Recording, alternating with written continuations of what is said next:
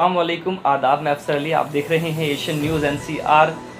हम जुड़े हुए हैं नवाबों के शहर, दुनिया के जाने माने एक ऐसे शायर मनव्वर राणा के साथ, जो उनसे मैं कहना चाहूँगा कि हमारे चैनल के लिए, सभी देशवासियों के लिए, इस स्वतंत्र दिवस के लिए, अब जब हमारा देश आज़ाद हुआ था, तो मैं इनसे एक देशभक्त के ऊपर या किसी भी जो इन्हें पसंद हो एक शेर कह दे तो।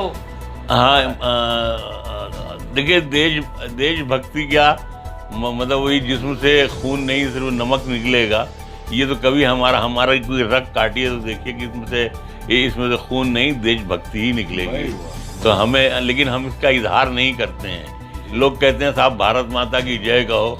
अरे, हमें भारत माता की जय कहने की ज़रूरत नहीं है, इसलिए कि हम दिन में 97 बार इस मिट्टी का सजदा करते हैं और इस मिट्टी को चूमते हैं। इससे बड़ी भारत माता की जय और क्या हो सकती है। बेहतरीन बेहतरीन। तो जब मैं अर्ज कर रहा था, तो जब मैं पाकिस्तान से लौट रहा था, वो PIA का जहाज़ था, तो उन दिनों इधर से ही जहाज़ 90s में इंडियन एयरलाइंस का जाता था, उधर से PIA का जहाज़ आता था। तो अचानक जहाज़ कहीं से एयर पॉकेट में आ गया और डोलने लगा, इधर उधर होने लगा। तो मैंने एयर होस्टेस से पूछा, मैंने कहा कि हम हिंदुस्तान से कितनी दूर हैं? तो उसने कहा कि 7 to 8 मिनट में हम इंडियन सरहद में दाखिल हो जाएंगे, हिंदुस्तानी सरहद में।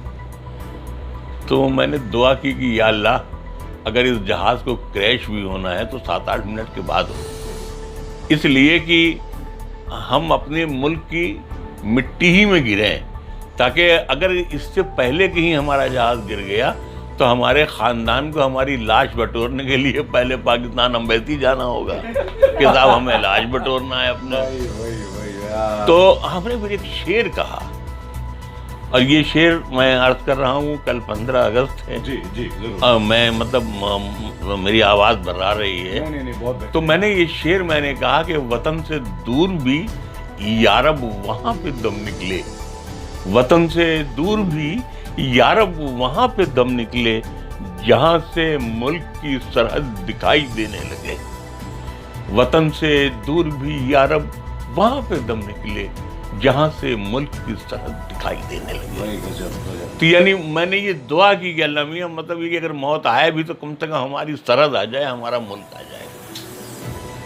तो ये जो मोहब्बत, देखिए असल में हम इसको मादरे वतन कहते हैं, हमसे कहलवाने की जरूरत नहीं है। तो जब ये मेरी माँ का वतन है तो इसको हम भूल ही नहीं सकते हैं। तो हम मदीने में नौकरी करते हैं, सब करते हैं, आखिरी दिनों में कहते हैं साहब मरना हम हिंदुस्तान में चाहते हैं।